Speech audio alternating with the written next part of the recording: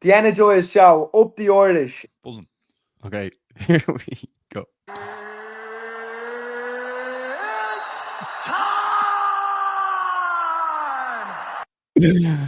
Okay, what's going on, guys? And welcome to a brand new episode of Energized, brought to you by Our Kings Competitions.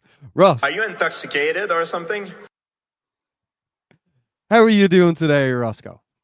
Man, I'm doing unreal. Ireland went 2 for 2 at the weekend at UFC London. Things could not be better for Irish MMA. Great domestic card as well at Clan Wars. And to top things all off, we got a bit of Cage Warriors action as well. Like, what a weekend of MMA that we got to witness, Basmo. Were you impressed? And are you happy with the run of results? Yeah, do you know what? When you started off there, I thought you were talking about the Irish football team winning twice. But yes, we did go for 2 for 2 in the UFC. And that's the thing. Like, Irish MMA is on the up. Like, as we can see as well, like with the likes of Cage Warriors come back to Dublin soon, like that card is absolutely stacked with the next wave of Irish talent as well. But I think, as you said, UFC London, Caolan Loughran got the win, Shauna Bannon got the win, and the Irish MMA scene, we're very energized, Ross. And Sean Brady. 3 for 3, Ross. Love it. But and Lonnie Kavanagh as well, Ross. Yeah, Lonnie Kavanagh as well. You only have to have a hint of Irish blood in you were getting your hand raised this weekend. So UFC London, we've been to many of them before, Baz. It's an absolute staple in the UFC calendar at the moment. Dave Shaw did a post-fight interview afterwards saying that like they like to come to the UK twice a year now. That's sort of like set in stone, but you know, they're looking at different European venues sort of in 2025, 2026. But it would be great if the UFC came to Europe that a little bit more, Baz, wouldn't it? Oh, 100%. Just even the time zones, like the way it suits us is brilliant. Like just even watching UFC London over the weekend, it brought back so many good memories of being over there. And like remember even the first fight last time we got to see cage side. Yeah, it was absolutely class. Got to see Veronica Hardy. Yeah. No, it would have been funny if it was this time around, and then we got to watch the Guran fight, and then got shown out for Caolan and Shauna's fight. It's like, get out of here, lads. KSI is coming. That would have been so funny. But look, it was a star-studded event, not only on the card but off the card. I saw Louis Theroux there, Jose Mourinho there. I won't say UFC Europe put up a picture being like, I was like, is that Wesley Fofana? And it was. I was like, what a random person to show. I think the English rugby team were there, so there was plenty of celebs in the building. But that's what happens. You know what I mean? When those events are few and far between, you know, the celebs make sure to get out and see them live. So yeah, I suppose we'll get into it there. Funny that you touched on that Guram fight there. What did you make of his corner, Basmo? Topuria and Chimaev both in his corner. That's as star-studded as it gets, isn't it? It is, but it's probably not a winning formula, Ross, is it? No, it's not, because Guram didn't get the hand raised. So look, it is what it is. These things happen. Your corner can't get in there and fight for you. But that was the first fight of the night, which it's always nice to sort of have a fight to sort of wet the whistle before you get into the fights that you're very much invested in. And then we saw 2 former Cage Warriors athletes go toe-to-toe. Former Cage Warriors bantamweight champion Caolan Loughran defeated Nathan Fletcher by split decision. Baz, this one was very close. It was hard for people to probably score. I think the easiest round to score was the second, 10-9, Nathan Fletcher. It felt like he was on Caolan Loughran's back in that body triangle for an eternity. And he was able to get some good torques on the shots. Like he was able to create great distance. So that was the easiest from the score. Did you have rounds 1 and 3 for Caolan Loughran, Basmo? Do you know what? To be honest, Ross, I did. Like, I saw that Caolan won the first round, Nathan won the second round, and the third round was very close, but Caolan did basically the same position that Nathan had done in the second round. He ended up taking the back in the third. I know Nathan let off a few shots near the end. Looking at the post-fight stats, Nate hit more strikes. But I think from watching it, Caolan had won. And in fairness, we had Nathan Fletcher on a load of times in the last few years, We'd be friendly with a lot of people from Team Next Gen. Obviously, Caolan is one of our favorite fighters as well. And this is a rematch. And being absolutely fair, I thought Caolan won it. Yeah, I actually thought the same. I thought round one, it definitely was like, right, I think Caolan won that. Round two, I think, was, as we touched on, the clearest of them all. And then I think round three, look, if some people gave it to Fletcher, like I'm not gonna say like that's absolutely joke, that's terrible. But the way I had it scored is I had it scored for Caolan Loughran. That was just my personal take on it. I suppose like you touched on it there, like when the stats show, like obviously the second round was by far the clearest round, so it's going to show a massive amount of strike differential for Nathan Fletcher. But like just to read off like the stats from the second round, it was like 20 strikes to 3 in terms of significant strikes. But like in terms of overall strikes, Caolan Loughran landed 24, Nathan Fletcher landed 20 in round one, and in the final round, Caolan Loughran landed 27 and Nathan Fletcher landed 30. So like razor close, to be honest. Yeah, I think the grappling was the biggest difference here. I think Caolan Loughran had 3 minutes of control time and in the third round and 2 minutes of control time in the first round. So I think like being able to get on top and implement your game plan and land the damage from those positions, I think that's what got him the win. Yeah. Also, I felt like it was going to go to a split as well. And Bisping wasn't very complimentary towards Caolan in the fight as well. And the commentary can it can definitely sway the people at home. Oh, see, I watched it on mute, so because I was co-watching Clan Wars at the same time, so I watched it on mute because I was like, right, let's for that exact reason. I was like, I want to score this fight myself per se, and which I think is important. And Bisping is English as well, so big time. Yeah. And look, Caolan got the job done.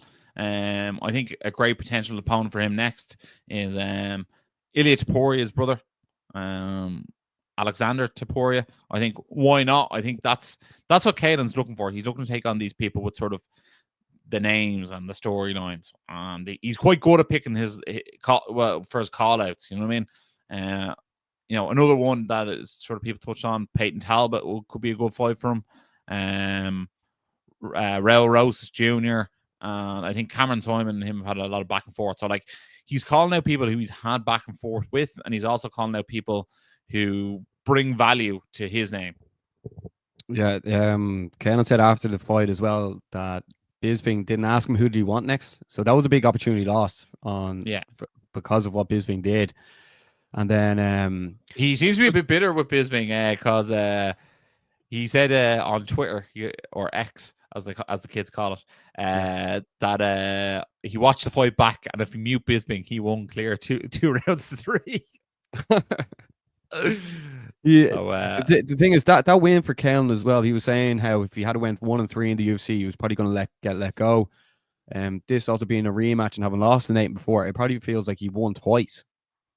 Yeah, well, it's a huge win. Like that's what he needed, and like at the end of the day, like going 1-3 is never ideal for anyone. And I think this fight was a must win for him, and he got his hand raised. And you can always sort of fault the judges and say that people weren't happy with the scorecards, but again, like that's out of his control. All he can do is he can fight his fight, and he got his hand raised. So, delighted for him. I think he really need that. And I think like that'd be a massive relief mentally as well for him. You know what I mean? And also, just going to put it out there.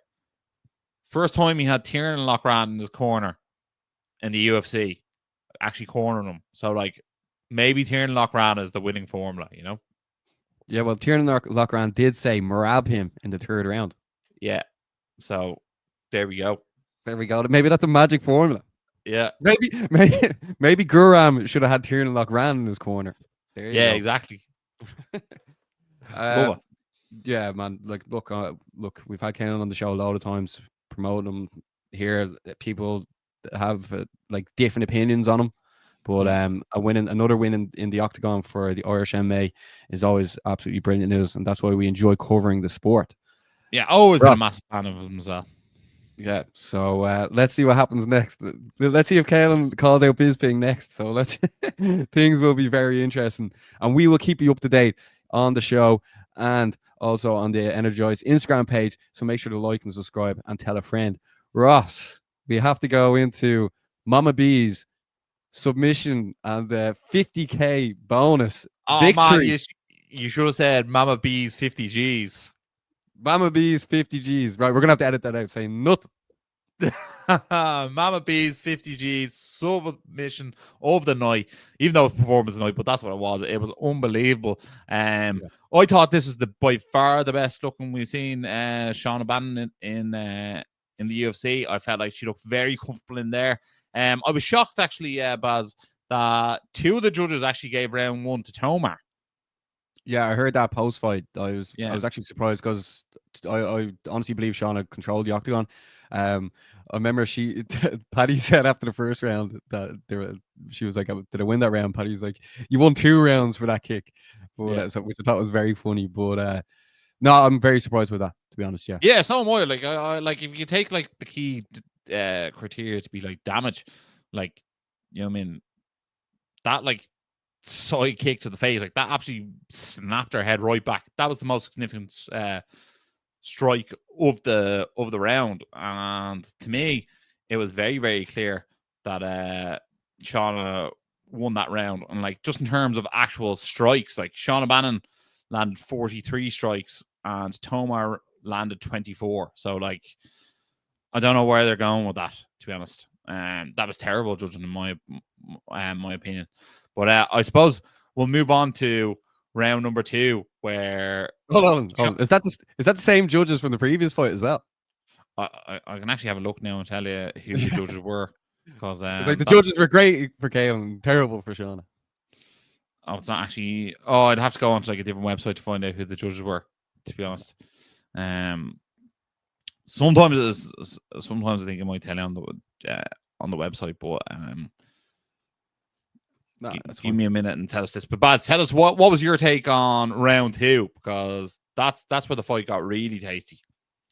Yeah, do you know what? Like, that was just like, as you know yourself, we're so invested in the Irish fighters, and then having Sean on the show in the build up to that fight, just the way like Tomar was hitting. She actually she actually blasts people. It's a bit like, it's almost like she's like the Topuria of the women's division. And the way, by the way, Baz, 3 different judges for both fights.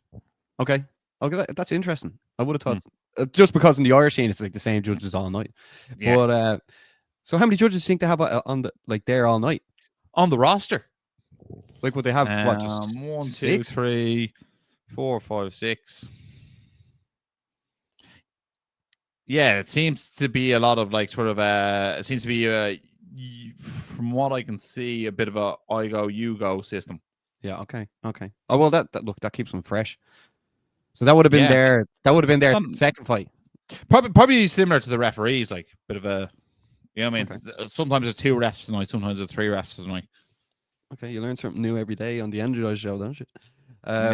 Look, when Shauna got that head kick landed, like, it looked like she was out when she was on the ground. It looked like I think even 1 or 2 of the punches afterwards, like, might have put her out as well. Yeah, but it looked like they woke her back up as well. Yeah, absolutely. Like, it was, oh my God, like my heart absolutely dropped when I saw her hit the deck. I was like, oh my God. And then the way she like got the armbar and then like sort of had to change position. I was like, oh, that's done with now. And then when she got to finish, oh my God, the car absolutely erupted, Ross. What were you like? Yeah, I really thought, like, it looked like she got an armbar like position locked in, and then it looked like Tomar was going to get her elbow out of there.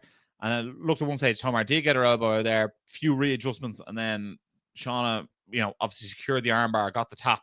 Unbelievable stuff. It was one of those heart in your mouth stuff. I was sort of just hoping, I was like, I hope she has her in this armbar long enough to sort of get her wits about her type of thing. But she seemed very compass mentis then when she got back to her feet and celebrated the win. Like, it wasn't like she was, on shaky legs or anything after the fact.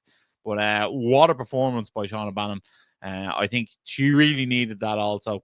I think she's a fighter who, builds off confidence, and that's going to be huge confidence for her. And again, like, I'd love to see her out there, thrown out there again somewhat soonish enough. Like, what are we now? March, April, May, maybe June, and see her back in there again. I think she's an absolute phenomenal athlete. And like, every time now she steps foot into that octagon, she breaks a new record for Irish MMA. So she is an absolute trailblazer. Every time she wins, she'll have the most wins out of any Irish female. Every time she fights, she'll have the most fights out of any Irish female. Most submissions, most knockouts. Whatever she does from now on, she is the new she is the bar in terms of women's MMA in Ireland at the highest level. Yeah, do you know what? Fair play for reminding me for that, because with the win, it was so, oh my god, that I didn't even think that was like writing history. So how historic it is. Yeah, Ross. That's the thing, just on the submission, what was the key thing that Shauna did in changing position there?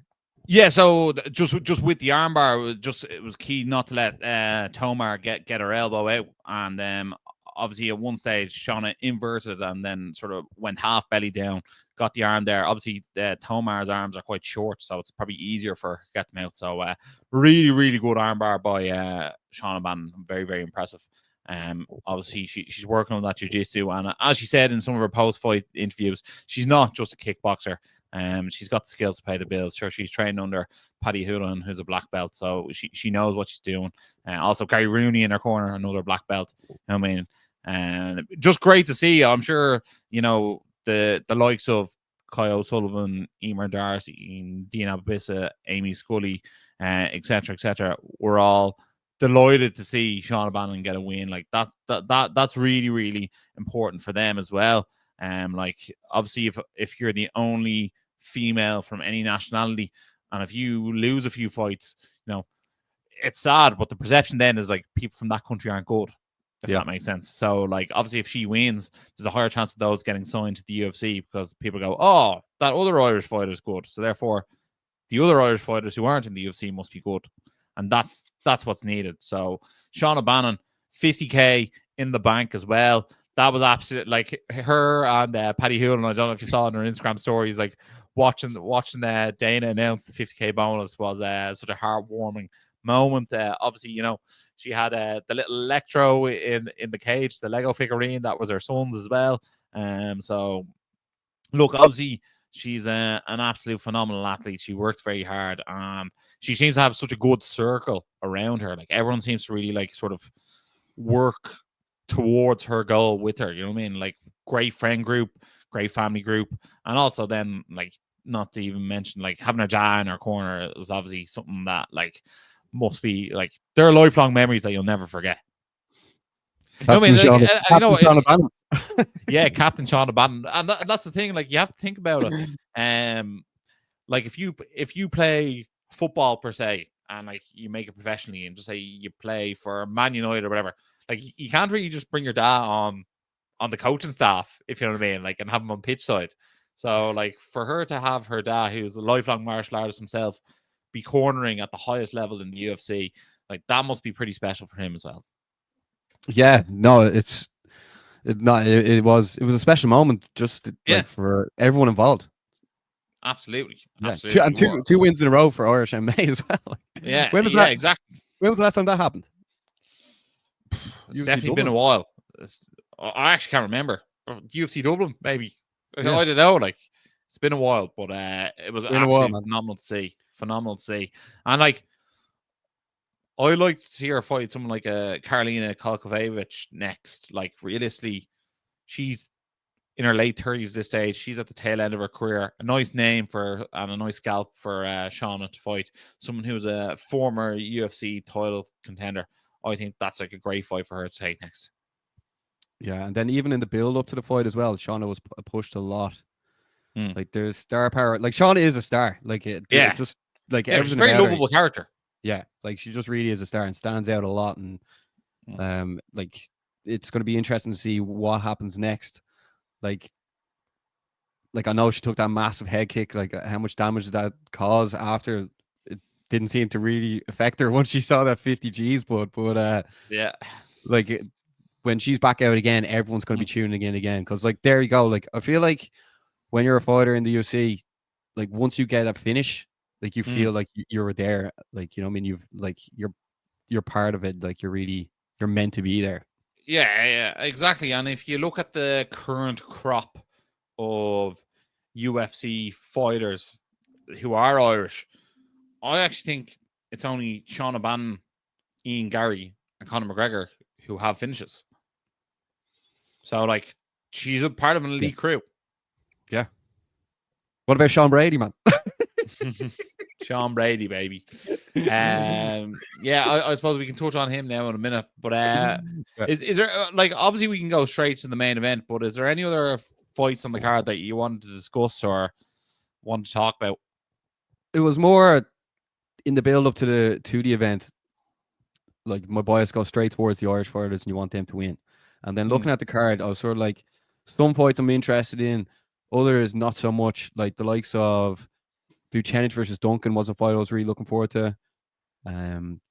What else? Gunnar Nelson against Kevin Holland to see what Gunnar was like coming back. And the main event was like interesting, but I wasn't like dying. It wasn't to see mouth watering, put it that way. No, I don't think it was sold that greatly by both guys. I don't think Leon is like Leon, obviously former champion, but I don't think he really sells the card greatly unless he's like fighting an opponent who's really trying to take the piss out. And yeah, I don't he's very nonchalant or something about it. Yeah, he's just not great in the mic, and I think it's really important that you are great in the mic. Like he's like where Shauna is just like exuding confidence every time she touches the mic, and everyone wants to get some of her time. Yeah, Shauna's almost so real on the mic that you're like, she almost, instead of answering the question in almost like a pure trained way, she answers the question as herself, if that makes sense. Remember at the end, like, she goes, "You'll tell her," after she won as well. Yeah, she sort of laughs as she's going through the interview. Like she's a good conversationalist, if you know what I mean. As opposed to Leon, a lot of the time looks like he's doing his job going there to do the media. Not all the time now, but sometimes you can tell the media probably wears on him a bit. But look, he seems like a more quiet and reserved guy, like personally, than Shauna would.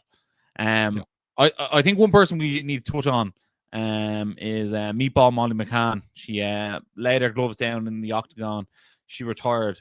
I think as much as a trailblazer Molly McCann was inside the sport, I think the work she does outside the sport as well really has cemented her legacy as such a massive character in the space. Massive for MMA in Liverpool, massive for women's MMA in the UK. You know, former Cage Warriors champion. I think she was the first English woman to win a fight in the UFC. Like, she has been an absolute trailblazer, and I hope she still gets a lot of spotlight within the media, and I hope we can see her doing plenty of content, you know, whatever she chooses to do. So, like, I know she's got a restaurant as well, and like even Everton wished her good luck before the game or before the match, and like I think that was pretty cool. And I love to see her continue to be an ambassador for the sport, and you know, an ambassador for the Liverpudlian region, the Scouser region, one might say. Yeah, do you know what? The way the UFC are pushing Molly with Shauna, I feel like the baton has been sort of passed on. Yeah, and like I wouldn't be surprised with that as well. I think you know, obviously those two have done a lot of training and stuff together. Two real sort of salt of the earth human beings. So long may we continue to see Molly on our TV screens, and long may you know, Shauna's rise continue. Massive moment for her in sport. I think her grabbing that belt running around the octagon at UFC London before will be a moment that lives on in fans' minds forever. So like that was one that I definitely wanted to touch on. Obviously there was like massive domestic straps, like, you know, Nathaniel Wood beating Morgan Charrier quite decisively. that was huge. Chris Duncan, obviously, as you touched on earlier, got the win over Vucenic. Like, there were 2 fights I was definitely looking forward to. Mick Parkin couldn't get over the line against Taborya, which is unfortunate. Lonnie Kavanagh continuing to assert himself as a force to be reckoned with at flyweight since entering the UFC. But one thing I will touch on is there was a hilarious moment where Gunnar Nelson had Kevin Holland almost had like a somewhat of an omoplata in on Gunnar Nelson, but Gunnar Nelson like lifted him up off the ground, and they were just hanging midair having a conversation for about 10 seconds at one stage. It was very, very funny. Just funny to see 2 absolute like polar opposite characters in the octagon at the same time. Massive win for Kevin Holland there, getting the win over Gunnar Nelson. Carlos Ulberg, he's probably 1 fight away from a title shot after beating Jan Blachowicz. Again, like, bit of a scorecard that could have went either way. And again, sort of, varying scorecards across the board. Different judges scored rounds 1 and 3 differently, so that's interesting to see. But Sean Brady, Baz, silenced the London crowd, getting the hand raised over Leon Edwards. What did you make of that, man? And tell us this, like, what's next for Sean Brady? Going into the fight, I thought Leon would win it, just based on it was a change of opponent. He was originally meant to fight Jack Della Maddalena. When Sean Brady lost to Bilal Muhammad, I was sort of like, maybe Sean Brady isn't that guy. Then what he done to Leon, particularly in the second round, I hadn't seen before. Like, obviously Leon's fought wrestlers before, Kamaru Usman, Colby Covington, and they, in the build up to the fight, people were saying that these guys are a different level above Sean Brady's wrestling. But in that second round, it just really cemented that I think Leon is not going to be a title contender in the future. Now, I was listening to MMA Guru. I was listening to MMA Guru, and then he was going through Leon's record, and he was sort of saying Leon's biggest win is probably against Colby Covington. Kamaru Usman as well. But then he was looking through Kamaru Usman's record, being like the best people he's beaten was like Covington twice, Masvidal twice. Like, he was sort of downplaying their records, or maybe making people really look and see who have they actually defeated before. But I just think when you get absolutely dominated like that, particularly in the second round, and then being sub but with one arm, I think the tide is sort of turning. But so with Sean Brady now, who would I like to see him fight next? I'd like to see Sean Brady take on Ian Garry. Yeah, I'm definitely here for it. I think it's sort of. I think there's only 3 potential opponents for him. I think Ian Garry is definitely a front runner. It'll be interesting to see how Ian Garry would deal with Sean Brady's grappling.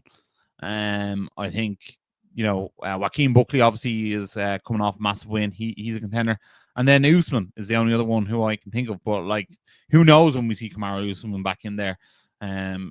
It's like he's semi-retired at the moment. With the way he's going, so they're sort of or maybe Usman goes up to 185. We don't know that yet, but I think they're sort of the potential options. But I think it's Ian Garry for me as a front runner, and then Joaquin Buckley next, I would say, in that order. What about Ian against Leon next? Yeah, I think that could be a definite potential matchup. Why not? Like, they're both technically coming off. Well, they're both coming off losses, so yeah. Like, also Leon should fall down to somewhere in and around where Ian Garry is in the rankings. Like, if you think going into that, Leon Edwards is ranked number 1, and Sean Brady was ranked number 5. So who knows? Maybe Sean Brady goes to 2, Shavkat goes up to 1, and Leon Edwards drops down to 5. Maybe even drops down below Buckley to 6, and then like sort of 6 and 7, Leon Edwards and Ian Garry. That's very much potentially what's going to happen. No, that's a big drop for Leon as well. Look, I don't see, like, obviously all these fighters are elite, but the elite of the elite, I wouldn't put Joaquin Buckley in there. I just think the thing with Joaquin Buckley is he's like so explosive that he can get the job done, and he can finish fights. And again, like, his last 2 fights, he's sort of beaten older guys. You know what I mean? He beat Wonder Boy and he beat Covington, so he sort of needs to fight someone who's younger next up. But I think, put it this way, I think Joaquin Buckley could fight Leon Edwards next, and Ian Garry could fight Sean Brady. You could go that way about it, or you could do Joaquin Buckley versus Sean Brady and Edwards versus Gary. I think those 4 should sort of fight each other next in some sort of format. It's just like Colby Covington aside, in that like top 5, top 6 conversation, there is no one really standing out that is just great on the mic. And then you could potentially say Ian's probably the best on the mic out of them all, because he garners probably the most attention. Like, what do you think? There's definitely potential there that Ian Garry is the most, I don't know what they want to say, scintillating, or the most diverse of on the mic. You know what I mean? Like, he's gonna create opinions one way or the other. So yeah, I think Ian Garry versus Leon Edwards, obviously you have the built-in, like, Leon kicked Ian out of the gym sort of storyline to go with. You know what I mean? So I think that's the fight to make, Leon against Ian. Yeah. But I think Ian missed a trick by not taking that main event and then beating Leon in England. I think that would have been huge for him, especially considering he wants to get the title shot next. Yeah. So yeah, and also Jack Della Maddalena is now fighting Bilal Muhammad for the title. Shavkat, I think, is actually, he's either doing, I think we talked about this before, I think he's actually representing, he has to join the army, I think, for Kazakhstan. I thought they were injured, no? Or else was a Ramadan. We had this. Well, he's not available, is basically the point. And then like, yeah, but like there's a bit of a, like, I don't know, no man's land. Like, if you look at rank 8 Gilbert Burns, 9 Colby Covington, 10 Jeff Neal, 11 Stephen Wonderboy Thompson, they're sort of, and even 14 Vicente Luque, like, without being like rude about it, but like, they're guys who are like only going down in the rankings, in my opinion, and not going back up. And they're guys who people are going to want to chalk off on the way up. Like, even Oban Elliott is trying to get a fight against one of them lads as well. Yeah, big time. So, do you know what? I think Oban Elliott versus, I think he's kind of Brian Battle at the moment, but I think like him versus like Vicente Luque is a great fight. The thing is, you cannot deny how good Oban is on the mic. No, 100%, but he's doing the right thing. He's getting his name out there. Like, he's showing up at the WWE events, getting on the telly there as well. You know what I mean? He's he knows how to promote himself. Yeah, no, he's doing a great job as well. He was supposedly starting a podcast with MMA Guru. Was he? Yeah, there's no update in that, but that was Guru maybe the gangster. That would actually be a good one. That would be a good one. Oh, I'm going to copyright that now. Yeah. Well, who's going to be the guru? Obviously, Elliot. But I suppose that sort of surmises UFC London, Basmo. We also had Cage Warriors on the weekend. Harry Hardwick defended his title. It could be the UFC next for him. Mick Maynard was actually in attendance. Apparently, him and Will Curry had a conversation after Will Curry got his hand raised, and obviously George Hardwick lost, so that was definitely unfortunate and a very close fight.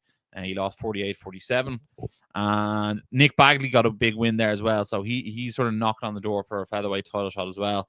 It's going to be very, very interesting to see how things go. I wonder, I didn't see him at it, but I wonder, was Luke Riley at Cage Warriors 186, because obviously he would have been in London for Nathan and Molly, and just if he had a conversation with Mick Maynard. So I think the Cage Warriors is on the cusp of having 4 or 5 of their top guys being signed to the UFC sometime soon. What Cage Warriors fights are you actually looking forward to in the near future? Give me 3. Okay, so this is not booked, but I'm booking it.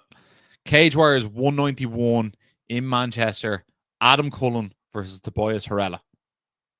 Number 1 contenders fight. Yeah, number 1 contender fight. Make it happen. I'm all for that. I like, there obviously are people like Luke Riley who you always look forward to fighting, but I'm going to assume he's going to be fighting in the UFC next. So like, I'm not going to pick him. I actually think James Sheehan versus Justin Burlington is one that I'm definitely looking forward to. Like, I feel like it's got all the writings of sort of like McKee, Burlington, and Belfast, except this time out it's Sheehan versus Burlington in Dublin. I feel like it's going to be an absolute war, and I feel like whoever wins like could easily get signed to the UFC. So like, that's one that I am most definitely looking forward to.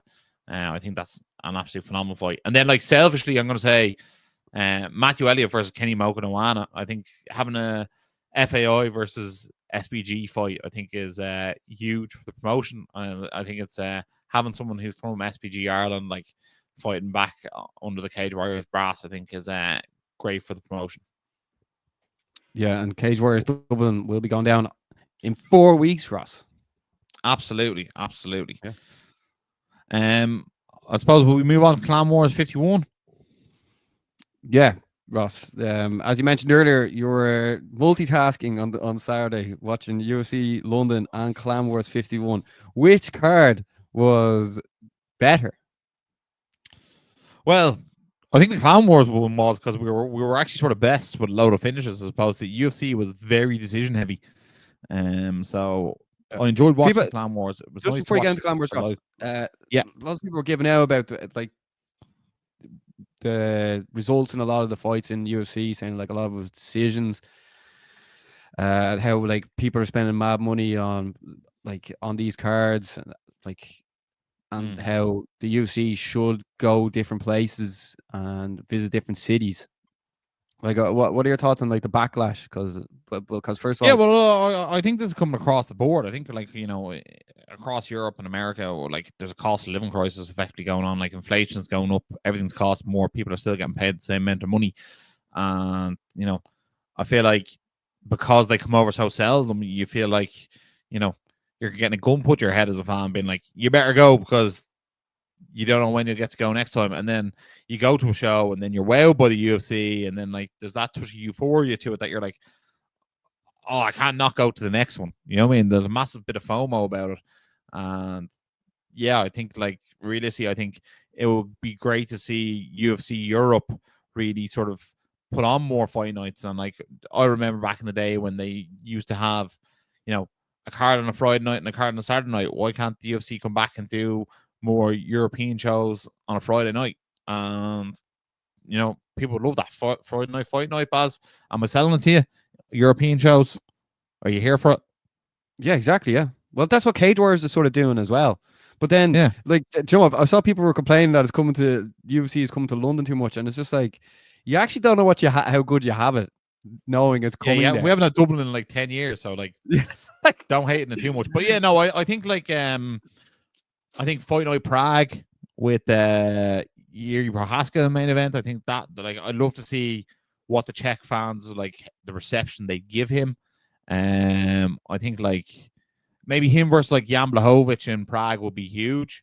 See that Eastern European fanfare. I'd love to see like Paul Craig maybe headline an event in Scotland. I think like that would be huge. And like, I think like get Bungard on that card as well. I think people would love to see that. In terms of like the rest of Europe, like obviously, if you go to Spain, bring Taporia, I think that could be massive. They seem to do Paris as a staple as well in sort of that September time. So like, I'm not going to say they have to go there, but I think there's like plenty of countries that you can come to. Like obviously, I'm going to say Dublin as well. But like, if Dublin is an issue because Dublin's expensive, why not just go to Belfast and just do it up in Belfast? You know what I mean? Like, it wouldn't bother me to have to go to Belfast to see a UFC show. I went before. Look, yeah, and look, we have 6 fighters from Ireland who could easily fight in the card, and like 2 of them are from up north, Caolan Loughran and Rhys McKee. So yeah, I'd be all for it. You know what I mean? And again, like obviously Tom Aspinall is the interim heavyweight champion, so like having him fight in Manchester is always good. And then like obviously with Paddy the Baddy, like if there was an equivalent to the AO Arena sort of in Liverpool, like that'd be really really cool to see. Paddy the Baddy fight there. Maybe the new Goodison Park. I don't know if they're going to put a roof over that, but if they did, like that's something you could look at. I think Paddy would hate that fighting. I know, yeah, but it's more he's fighting in Liverpool. Like Anfield, like is not going to happen because no roof. Yeah. So it is what it is. But yeah, I would love to see more. Even going to Holland, De Ridder is on the up and up there in middleweight as well. He's fighting Bo Nickel next. So like a win there, maybe do a UFC Amsterdam. I think they were saying Rotterdam's easier to do than Amsterdam for whatever reason. But yeah, it doesn't bother me. Like if I'm going to Amsterdam or Rotterdam, it's all the same. Yeah, but like even if they went to Wales, they could do it at the Millennium Stadium. I think that's. I don't think they actually like that. I know that was the thing, but it has a roof. That was the thing. Oh no. Well, you could do Tottenham Hotspur Stadium in London again. Yeah, but if Tom Aspinall fights Jones in Vegas and wins, why not do Tom Aspinall in London? That fight just needs to be announced, man. Like I'm just sick of like every like YouTube video. How many times is Tom Aspinall going to tease us? Man. But speaking of being teased, Ross, Irish MMA fans were teased with a great card at Clan Wars 51, and it delivered. It absolutely did. I'll probably run through some of the fight results here, and you stop me on any stage. Firstly, I'd like to say a massive welcome back to the Irish MMA scene to Ronan Deegan. Got in there, got the TKO finish. He looked absolutely sensational. Hasn't missed a beat. As the kids say, y'all must have forgot. I think Ronan Deegan could easily be straight in there with a bantamweight title shot next, Basmo. How much have you missed Ronan Deegan on the scene, Baz? Nah, look, it's great to see Ronan Deegan back. He's represented Ireland multiple times on the IMAF scene. Was there any reason why he was out that long, Ross? I don't know. I didn't actually reach out to him and ask. And sometimes, like, these guys are young, so maybe they're doing college and stuff like that. Yeah. And they were putting the focus there, or maybe he had an injury or something like that. But just great to have him back because he was such a talent. Like he was up there getting sort of praise with the likes of Keith Keogh, Jordan Bradshaw, like all these guys who are like Gary Rooney's of the world, like all these guys who are now like a couple of fights into their pro career. He was up there with those guys getting those praises. So great to have him back. He's an elite fighter. And I think he should definitely be fighting for a belt in whatever organization he's fighting next. I agree. Next one I want to touch on was Saki, Simon Saki from SPG Drogheda, the heavyweight. Had an absolute thunderous knockout in the second round. That was absolutely sensational. That was one I actually watched after the event. I went back and watched the early prelims, and that was a massive win. That was very, very impressive. So shout out to him. Nathan Taco Chambers getting the submission win in the first round against Jed Paolo. That was an absolute sensational sort of, I'm going to say, 2-minute fight. It landed very early, or finished very early in the first. Jed Paolo did a massive slam, and then Paolo Chambers wrapped up the submission. Very high on Nathan Chambers. I was giving him plenty of praise going into the fight, and I think he's definitely someone to look out for. Baz, is there a gym on the amateur scene that's on more fire at the moment than SPG Nace? On the amateur scene? Well, sort of on the amateur / new pro scene. I don't think so. Like, just looking at the way these lads are training there under Peter Creedy, I know Sergey's there a lot as well. They're creating absolute killers there, to be honest. Every time, even like they love put up their post training pictures when they're absolutely dead in the floor. It's not one of these where they all line up and look pretty, you know. It's like, we are dead here, like, come and join us. And there is like even the younger talent that's coming through. Like, I know that the lads are young, but they're like, even the teenagers that they're bringing up now are looking to like move in and fight even more. Even looking at like Sergey's son Albert, he is going to be making a scene. He's gonna shake up the scene when he starts fighting. Ross, just touching back on what you said about Chambers getting the win there. He asked, was that the submission of the night? Yeah, like for me, I think it was. I think it was actually hard to tell from the angle, like because he locked in the triangle, but I don't know whether he got an armbar with the triangle. But it was definitely up there. To defeat a high level opponent like that so quick was very, very impressive.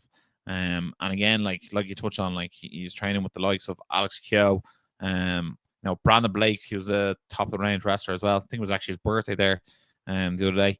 Max Lally, Conor McCarthy. A lot of iron sharpening iron in SPG Nathan at the moment. So Nathan Taco Chambers, he's really coming on leaps and bounds, and I think he's a fighter who is much better than their record. I feel like the last couple of fights he's really come into his own, and he's definitely caught my eye anyway. Yeah, sure. You said beforehand that was the fight you were most excited for. Yeah, and like what a round it was. Well, it lasted. It was absolutely scintillating. Next up, we had Michael Swan win the bantamweight title with the decision over Keane Sweeney. That was, I think Sweeney stepped in on short notice there. So it was quite dominant from Swan. But I think Swan versus Deegan next will be a phenomenal fight. And then the most controversial fight of the night was Peter Halpenny versus Reen. And again, like this is one where, people were all over Reno Flaherty's, or all Reno Flaherty's fans were all over this post saying they thought Reen won. Peter Halpenny spent a lot of time on his back. Out of the 9 minutes, I'm going to say he probably spent 7 minutes of the fight on his back.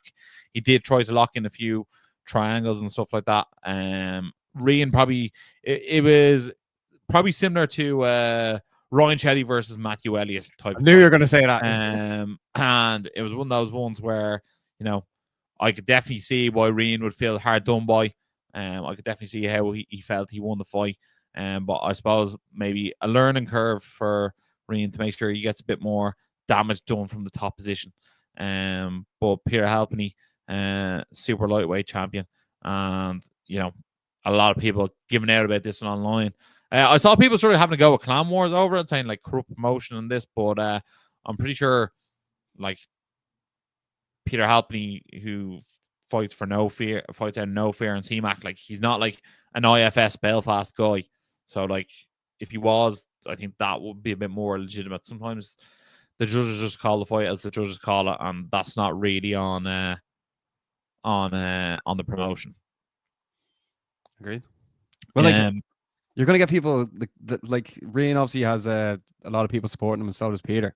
Like when we were talking about this fight in the build up to it, like a lot of people, I think this was actually voted the people's main event. Yeah, this was. Yeah, Halpenny and Reen both have massive support from both sides, so I'm not surprised.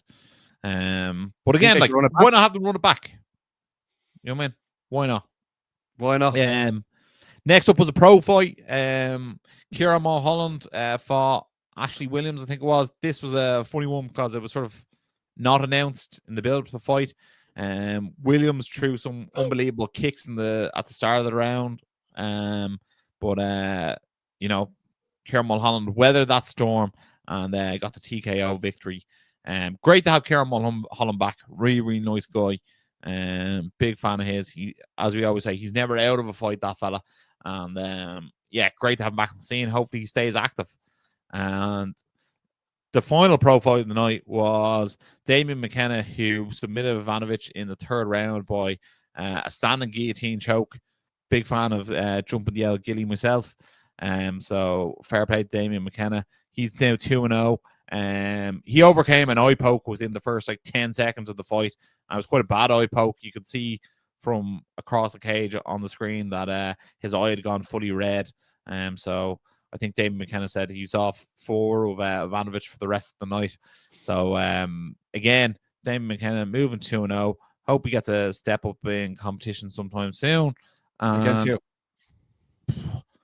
hard to know. It's more. I'd love to see him fight in like an LFL or maybe get a shot at Cage Warriors or something sometime soon. I think that's more sort of where I want to see him go. Versus who knows? Maybe like if you want to do a bit of Irish violence, like maybe something like a Ryan Keogh versus Damien McKenna could be good. Ryan Keogh with 2-0, Damien McKenna 2-0. Why not? And then co-main event time, Billy Sutherland defeated Keane McCartan by TKO. I was excited for this one. At one stage, Billy Sutherland kicked Keane McCartan while he was on the ground in the ribs. That looked extraordinarily painful. The stoppage led a bit of questions to it.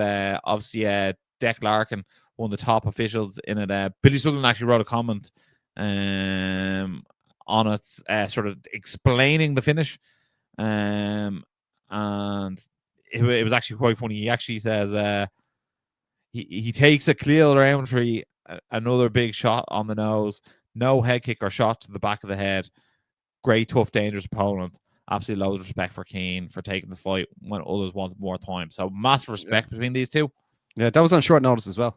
Yeah, so Billy Sutherland, I think he's going to make it to the pro scenes next. So yeah, I think we'll probably see his next outing on Clan Wars make his pro debut. And then the main event was absolutely a spectacular grappling match between Shay Lethal Latham and Jamie McCafferty. No doubt about it, Shay was the deserved winner here. But it was a great back and forth. Both men left it all in the cage. And it would be very interesting to see where we see Shay next. He's obviously well versed on the amateur scene. Hopefully, maybe we see him make his pro debut later this year. But yeah, great night of fights by Clan Wars overall. Really thoroughly enjoyed watching it, if I can get that word out of my mouth. Yeah, so can't wait. It sort of got me very excited to watch more amateur MMA this year. It was a good card, plenty of finishes. What did you make of the overall production of Clan Wars as well? I think their cameras are really, really good. To be honest, and they cover the show real professionally from an editing standpoint. Like the walkouts are all good. Yeah, I thought like production wise it looks really, really good. Annie McLean was in Ali McLean. Is that from Ali McLean? From Cowbon. He was one of the commentators on the card, which is always very interesting. He's a very divisive figure in the sport. He's big on the socials. But yeah, I thought it was a good show overall. I'd give it a 8.5 out of 10. Oh, that's pretty good. And it was the only show live in Ireland that day. Yeah, which was good. That's what we want. Yeah, we don't want to both be buying links to 2 different shows and trying to watch them at the same time. Getting like 4 different devices going. Oh, fair play, Clan Wars. That's what you want to hear. You want to hear like good fights, great production. Good fights, good nights. Exactly. So it was a great night overall for Irish mixed martial arts, Ross. Absolutely. Just looking into this weekend's action, the UFC is back. Brandon Moreno's taking on Steve Erceg. Huge fight, Ross. And then well, this one has flyweight title implications. The winner of this could fight Pantoja next. So I've got Moreno. Do you think Moreno has? He says in his bio that he's soon to be a 3-time world champion in the UFC. Yeah, I think he has it in him to get the job done again. Yeah, I think Moreno is better than Erceg. And then KSI was meant to fight Dylan Dennis this weekend as well, but that is unfortunately not going down, Ross. I know you were very disappointed. Is the whole card cancelled now? I think so, yeah. Jeez, that's sort of crap for the rest of the fighters, isn't it? Oh no, man. Yeah, like although the promotion for that fight was absolutely crap anyway. So like, yeah. Well, Dylan Dennis was trying. Yeah. Fair play. All I sort of got out of that was like, don't tell them my girlfriend's name. Yeah. Oh man. I was like, oh, that's sad. And then the Fighting Irish returned this weekend. SBG Cork's Pal Lahan is fighting on WOW FC in Madrid. Ross, Pal Lahan has left Combati Global and is now with WoW FC. Yeah, I was sort of surprised that he signed for WoW FC. Like, he must love that bit of Hispanic flair. Spanish must be good. Yeah, so, but I don't know. I'd like to see him on a promotion that gets more regular traction. I think actually LFL would be a great fit for him, but I also think Cage Warriors would be a good fit for him as well. So hopefully we see him on one of those promotions next. I think maybe just the last time someone was supposed to fight on WoW was Lee Hamilton, then didn't find out till very late in the day that fight wasn't going ahead anymore. So we'll see. Yeah, that event is live on UFC Fight Pass as well. And on Sunday, for everyone who is blessed to still have a mother, Sunday the 30th is Mother's Day as well. Yeah, so happy Mother's Day to all the mothers out there, and all the fighting mamas, especially Mama B. It's her week this week. She was the big winner of the week. Yeah, exactly. There we have it, Basmo. So, guys, if you are watching this at home and you were just like, where was the guest this week, lads? Well, there wasn't one. We didn't need one. We just wanted to have a chin wag, the two of us. So, thanks a million for all your time. Make sure to like, share, subscribe, and as always, stay energized. The Energized Show, up the Irish. The Energized Show, up the Irish. It's the face that runs the place, Chaos Curtis. I want to thank the Irish MMA community so much for getting behind me. Yup, the Chaos Cartel.